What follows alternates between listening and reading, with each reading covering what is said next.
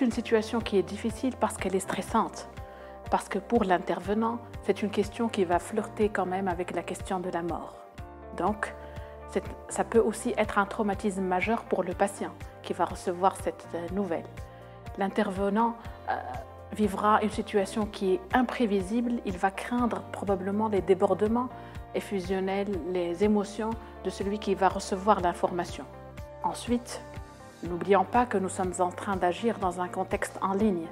Notre technique de communication est amputée de ce que nous savons faire d'habitude. On n'a pas la communication non verbale directe, on a juste la communication verbale à travers le téléphone et on est pris par le temps, on doit être assez rapide.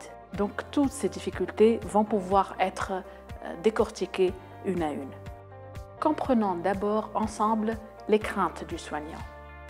Le soignant peut craindre les débordements émotionnels du patient.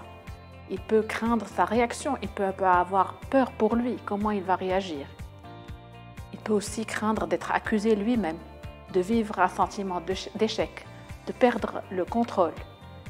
Il peut avoir peur d'exprimer ses propres émotions de l'intervenant. Donc. Il peut aussi avoir peur de répondre « je ne sais pas ». Et en filigrane, toujours, l'intervenant a sa propre angoisse face à la mort. Chaque crainte doit être décortiquée. Premièrement, en nous décentrant de la problématique vie-mort. En fait, nous, soignants, les intervenants en ligne y compris, nous faisons de notre mieux, avec les moyens que nous avons, pour venir en aide à ce patient et pour l'accompagner dans son parcours de soins. Nous sommes dans une dialectique de maladie et de santé. La dialectique de la vie et de la mort appartient à tout autre registre et il ne faut pas revenir sur ce registre. Deuxièmement, en comprenant et en anticipant les réactions psychologiques du patient face à cette annonce. Je reviendrai plus en détail à ce point.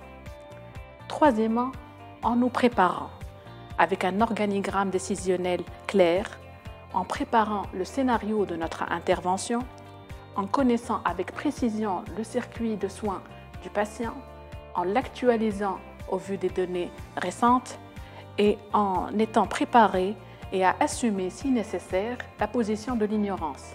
Si je ne sais pas, je dirai « je ne sais pas, mais je vais vérifier ». Si personne ne sait, parce que les données de la science ou les politiques de la santé ne peuvent pas répondre, on dira « personne ne sait actuellement ». Décortiquons ensemble les réactions du patient face à l'annonce d'une mauvaise nouvelle. L'annonce d'une mauvaise nouvelle est une situation stressante qui va déclencher une série de réactions.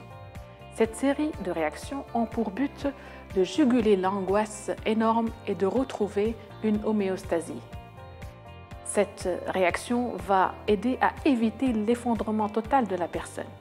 On parle d'effondrement total quand on est par exemple devant un état dissociatif, cette sorte de court-circuit dans la conscience de la personne, devant un état d'agitation extrême, une bouffée délirante aiguë. Donc les réactions normales à l'annonce d'une mauvaise nouvelle vont éviter ces réactions pathologiques et vont aider la personne à accepter cette épreuve et voire de la dépasser. Un schéma de réponse est généralement retrouvé.